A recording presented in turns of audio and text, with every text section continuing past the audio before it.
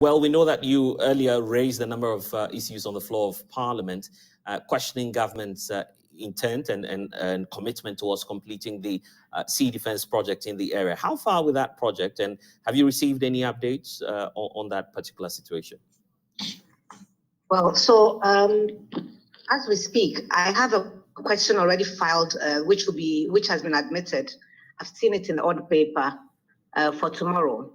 But if you recall, and I know that you just mentioned that I did ask questions on the floor of Parliament, and part of the answer that was given by the Minister for Work and Housing, Honorable Dzifa Gomashie, was that we were to witness the continuation of the second phase of the defense at the end of 2021. But as we speak, there's no contractor on site. I also do recall that I requested that a temporary shelter be constructed for the people so that if it happened again, they will have somewhere they could go and find respite, so that those who bring some things for their upkeep can have a place where it will be delivered. As we speak, we still don't have even the site demarcated. We don't have the site demarcated for that temporary structure either. So to answer your question, as far as I know, there's nothing that has been done, not even ordinary things that NADMO usually will send to disaster-prone areas.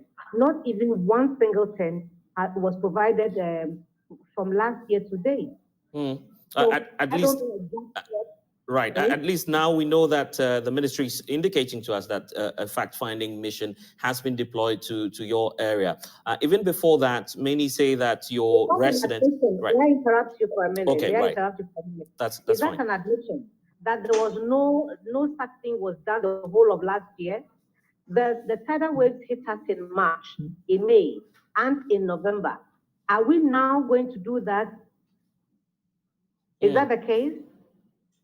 That's an interesting question you're asking there. Some experts also tell us, and some of the persons working within the ministry indicate that residents along the coastlines were warned to move away some years back, and yet many of them would not heed to these calls by the experts and officials working within the Works and Housing Ministry. Is that also coming to your attention as Member of Parliament for the area?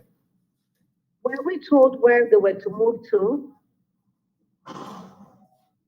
When disaster hits the people, you don't leave the decision to move to a place of their choice. Is that the case?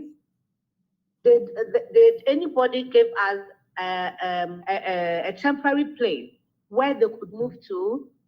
You see, we can't keep doing things in an ad hoc way. It's got to be properly structured.